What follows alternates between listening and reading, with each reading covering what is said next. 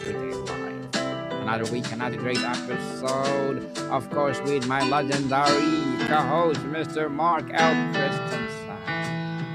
Hey, great to be here, Daniel, again for another episode of Science 101. Here we go. Yes. How are you, Mister? Doing great, doing great. Thank you. Can't complain at all. And how are you Yes. doing? Count your blessings before you complain, as they say. I'm That's fabulous for and sure. excellent, despite of the busyness. Well, thank God it's Science 101. Thank God for science. Absolutely. Thank God for science. Yes, indeed. So, what will be our topic for today, Mister? Today's topic is mitosis time dimension. Mm-hmm. Yes, mitosis time dimension. Well, there's a What? lot of talk. There's been a lot of talk in the last 60 years from Einstein's general relativity and special relativity that states that particles traveling at the speed of light uh, they age at a slower rate than if not traveling at the speed of light. So what I'm going to propose today is a reality about mitosis, which is the process of dividing a cell, and it imposes an argument. Not that the math and that uh, the subatomic particles and photons don't decay at a different rate, or they age at a different rate at the speed of light. But the argument is that if a human was traveling at the speed of light, they too would also age slower than anybody on Earth. For instance, there's a little uh, ex, uh, experiment, idea experiment here that if a astronaut traveled away from Earth for 10 years and returned, everyone on Earth would be 10 years older and the astronaut would only be 1.4 years older, just traveling away and then coming back in a 10-year period. Now, I've always liked the idea that the faster you travel, the slower you age. It's always fun to play with. But in order for this astronaut to be alive, traveling 10 years away from Earth and then coming back, his cells would have to divide at the same rate as human cells on Earth. Otherwise, he would die. Mm-hmm. And uh, so, if it's just always puzzled to me how is this astronaut aging only at 1.4 years for every human here on Earth's 10 years if his cells are dividing slower as well? He would pass away. You can't do it. In fact, there's this preserving time window and temperature also. Um, so cell divides. Your average cell on Earth divides in between 40 degrees and 107 degrees. More or less than that temperature wise, it might divide, but it won't survive its division. So you have to be under that temperature window. And Earth provides that very well. In fact, Earth provides both extremes, extremely hot and extremely cold. And as you study the geography on Earth, there's no plant life where it's really hot. There's no plant life where it's really cold, Mm-hmm. obviously. So there's a temperature window that has to occur. So inside that spaceship, it has to be maintain a certain temperature for the cells to divide. And also, the average human cell takes 24 hours to divide. Liver cells take longer, and some other cells take longer. But basically, your skin cells divide the fastest of all the cells on your body, and it's about 24-hour lifespan for those cells. Um, how is the astronaut only 1.4 years older compared to everybody else's 10 years? How is he dividing the cells slower? It just doesn't make sense to me at all. So um, there is there is some truth to time dilation, and they've done some experiments with atomic clocks on airplanes. Um, One experiment, and this is in 1971, where they flew a plane uh, about 400 or 500 miles an hour east, going east from the Earth's rotation, and the clock showed slightly slower than the clocks on Earth. Well, there's one evidence that time goes slower if you're traveling, even in just an airplane. But then again, they did it the other way. They flew that airplane going west at about 400 or 500 miles an hour, and the clocks were faster in the airplane than they were on Earth. So then there's the opposite. So that cancels out for me. Um, and then there's also satellite clocks, and this is really where it kind of makes sense because the GPS systems would calculate errors of about 10 kilometers per day. I'm not quite sure how that works out, but that's what they're stating. They always have to update the clocks and satellites in order to make phone calls like the one that we're operating on right now. So Hmm. there's one thing that's weird, but when it comes to biology, and this would make also significance throughout the universe that if you're going to have biology being the element and the entity calculating time at all, for instance, you have to have biology, you have to have evolution, then you have to have a human being which is 100% biological. That would be the true time. That would be the true time signature, the one that would count the most because we are the animal that can even perceive time. And there was a time, 200,000 years ago, that human beings didn't perceive time. So that took biology and evolution for our brain to grow to a point where we could actually recognize time and then calculate it like we are right now with time dialysis and now mitosis time. So if it's the point I'm getting to is that if it's about biology, which it is because it's about us uh, analyzing time, then that's the true time signature. And it it's just puzzling how if you were traveling the speed of light, your cells would divide slower than they would on Earth. It just doesn't make sense at all. So I think that somehow in math and in some there's another accelerator uh, experiment that they did too.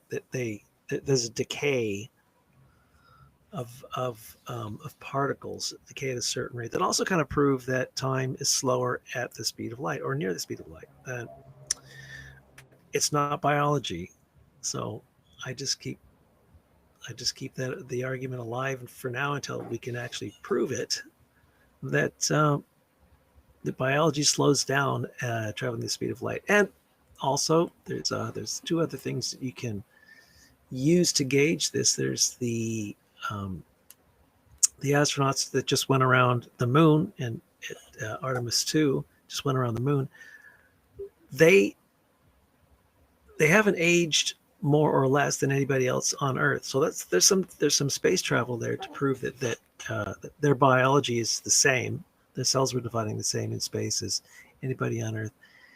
And then there's the satellites that are way out past the Earth's solar system. That they're not really mentioning anything about time dilation on those instruments that are way out there in interstellar space. Uh, so I just love the argument that Einstein's wrong.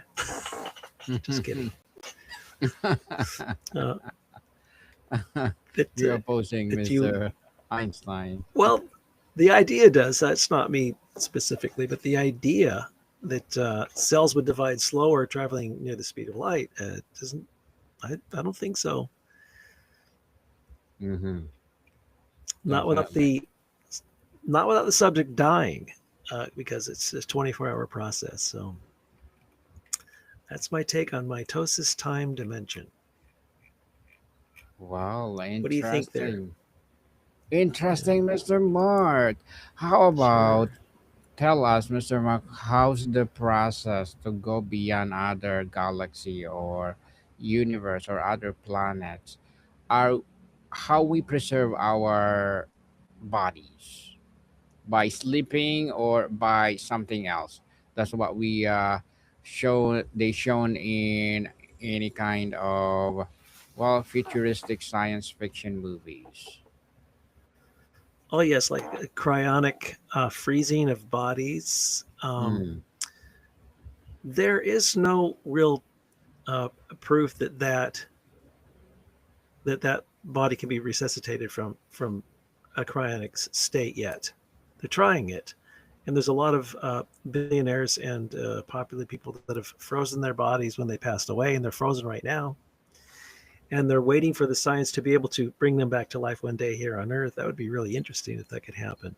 Uh, but there's no evidence of it happening yet, so we can't rely on that in space travel. And there's a lot of studies on how the astronauts in the International Space Station actually sleep. They Because they're conditioned from Earth, they do have a normal sleep pattern that's it's enforced by a clock because they don't have a sunrise and a sunset. Well, they do have a sunrise and a sunset, but it's every 4 hours, so they can't they can't Hmm. really they can't sleep on that. So if we were to travel, you would think that if you were going to travel to another galaxy, that the nearest one is 4 billion light years away. Four, it's 4 million light years away. Alpha Centauri. So Hmm. first of all, we'd have to travel at the speed of light to do that, and we'd have to divide ourselves along the way. Uh, I don't know. I mean, for a human being's body and mind to withstand space travel for hundreds of years, it's going to take a lot of genetic engineering to make that body capable of living under those conditions of weightlessness and producing their own food and their own water for hundreds of years. Um, it's almost inconceivable, uh, but has to be doable, especially if we have aliens reaching our planet, Hmm.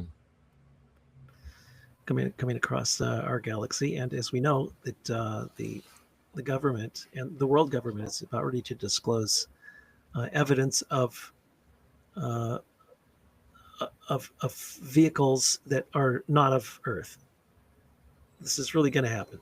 So, what does that mean? That means that those weren't built here on Earth, and they weren't built anywhere else in our solar system either, because there's no planet here that can provide the atmosphere and the conditions necessary to develop those technologies. So it would be a biosphere somewhere else, and we're looking at them through the James Webb Telescope now. We're trying to find some habitable planets where this might occur, where an alien life form would develop their technologies there and then come visit us. They are visiting us, so that's one thing, but we haven't seen a planet where it's capable yet where that could be done. So they're even from farther than that. And as you say, Daniel, across the universe. Well, the rumors so far of an alien being capable of doing that is kind of a gray alien. See? So it wouldn't be a human body that could withstand going to another galaxy. It would take a ton of genetic engineering to design those biologies, cell dividing. Of course, uh, I don't think you can change the rate of a cell dividing, and Hmm. that's important. You have to stick to that because the chromosomes have to divide, the the helix has to divide, the nucleus has to divide. It takes 24 hours. How are you going to increase all the molecular division that happens inside a cell for it to become two cells quickly, or even maybe slower, but not quickly? Uh, so that's one biological governor that has to that you would think would remain across the universe, anywhere where there's a temperature capable of dividing cells, and including a spaceship that we are in traveling to a different galaxy, or perhaps the alien spaceship traveling here from another planet. Also has to be under those same boundaries of biology. But I think that the strange and the sci-fi thing about us becoming capable of going to Alpha Centauri, we would probably design ourselves to be a gray alien. Mm. Gray Mhm. alien. Wow. Yes, humans kind of really are pre-gray aliens, if you think about it. Because That's in fungus interesting. theory, yeah, because in fungus theory, because the Earth does end and all the biology on Earth does come to a screeching halt one day, that enforces us to do something about adapting to a new environment. That new environment has to be outer space or another planet. But to guarantee that we do survive this end, why not just make it outer space? That way we can always just be in outer space forever. We don't have to rely on the what ifs of another planet. But to do that, you you can already see that we're almost enforced to become eternally space capable. And to do that, you'd kind of have to turn a human body into a kind of a gray alien. The bigger eyes, you don't need vitamin D on your skin anymore. That's important because you're not going to get any in a spaceship. And maybe and the feeding process has to uh, maintain itself, whatever that would be at that time. Because there's no physical action on a spaceship, you wouldn't really need to eat steak Mm-hmm. or eggs or vegetables. You wouldn't need to eat like that. So there's all that engineering that has to back up supporting that organism that's going to maintain dividing cells in that spaceship all the way to another galaxy. And those are the hard realities to get to another galaxy.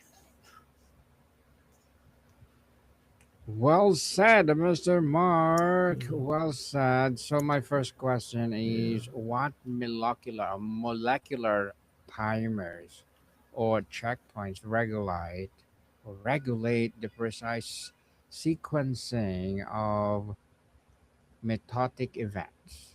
Is that correct word? Mitotic events. Ensuring that Mid, yes, one phase does not begin before the previous one is completed. I I think it's mean, during the process of aging, I think. well, those are telomeres on the end of your chromosomes. Mm-hmm. And they're, the science claims that they have a cure for that, where they can keep your telomeres from frailing at the ends of your chromosomes, and that's what the aging process actually is. So, um, and your question was a little complicated, so I jumped to the aging part. But Mm-hmm. I what think were you yes. talking about? To summary to sum up the question is, how is the process of aging while you are traveling across the lights? Ah, Or yes. Well, once again, uh, if you can get a handle on those telomeres fraying, then you got a handle on aging. And it's rumored that gray aliens live for 500 years in their spaceship. And then reproduction, of course, is number one, because if you don't reproduce, then there's no use existing, because it means the end of your the end of your path of evolution. So if it's going to end, why do anything now? Let's just go to the beach, right? So in that spaceship, uh, aging, well, reproduction first, then aging second, because reproduction can replace aging, right? mm-hmm. So uh, that's more of an important question. And how does a gray alien or a pre-gray alien human being reproduce in space without gravity? And it might mean an end to um, human reproduction, the way we see it, the way that we behave sexually. It can't be performed in space. So it may. I'm sure that I'm sure it's going to have to be some kind of a test tube or even it's self insemination. Think about that. If And they're working on this where a male can carry a fetus to all the way to its birth. It may not. So a male can't become pregnant, but they can take a fertilized fetus and grow it in a man and then give birth to it, a C-section. It's amazing. They're really going to try this. So that would be like one stage closer to being able to reproduce yourself one day. So let's just say we're humans. We're kind of gray aliens. We're in our spaceship traveling to Alpha Centauri, and it's going to take 100 years, whatever, or Mhm. 1,000 years. So this human being is with two or three other human beings. They're all male. I'm just a scenario here, but you have to be able to reproduce in order to sustain this. So you could already theoretically inseminate yourself and give birth to another human being or gray alien in this case. So you could see it's scary to think about. Um, it's sad in a way because you're saying goodbye to your traditional emotional feelings about a partner or your offspring. It feels like you have to say goodbye to those emotions and look more towards like, well, surviving at all under these new eternal space conditions is was mandatory to be able to achieve, because everything else on Earth is going to die. That's just the way it has to go. Scary. But at the same time, getting a handle on the fraying of telomeres is the key to you know eternal life, basically. There's plenty of it. God, there's what do they call it? There is a worm that never dies. It's evaded death. A worm. So if we can get in there and grab some of those molecular structures of what happens inside that worm, and then put it into a human being, or at least alter our genes to have that, then we can beat death that way. There's all kinds. There's jellyfish that split into two pieces and become two jellyfish. There's other fish that do that as well. But if we could get into the biologies of all these animals and genetically implement them into a human's, genetic makeup somehow, you could end up with altering a human into having all of these features. And maybe that's why biology has these things available today. Very interesting, isn't it? Interesting. Interesting, Mr. Mark. Yeah. So, to wrap up our discussion for today, do you think what is the future of mitosis? Uh, but the feature of mitosis is division, Mm-hmm. right? If it stops dividing, everything stops. So it's an easy answer, and as we see it, and try to watch some of these videos where you're watching the intricate parts of a cell divide, and the nucleus divides last. It's really awesome to watch this division happen. But by the looks of it, the structure of things that can't change. So the future of cell division remains the same as it is, as far as I'm concerned. Anything's possible in the future, but boy, that's a tough one to beat, I think.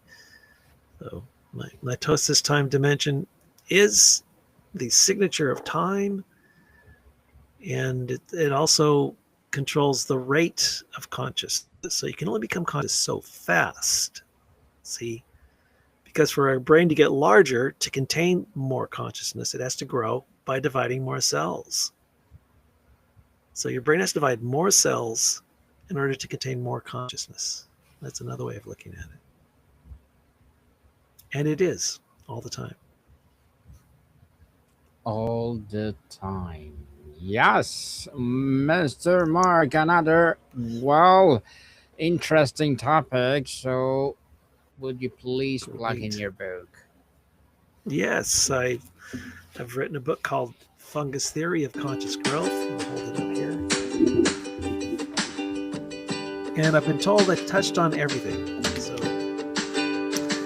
there's 5 different chapters. There's cosmosis. There is biology, evolution, technology, and psychology. And each chapter kind of flushes through why fungus theory might be a reality. That we all originated from one original plant and animal fungus and evolved to who we are today. And it's on Amazon. And Yeah. my website is marklchristiansen.com. Yes, people, let's support Mr. Mark L. Christensen because if you support him for some more and more fungus theory will rise. So, Mr. Mark, thank you so much for your time. Thank you, Daniel. We'll see you next time. See you next time. More to come, people. See you soon.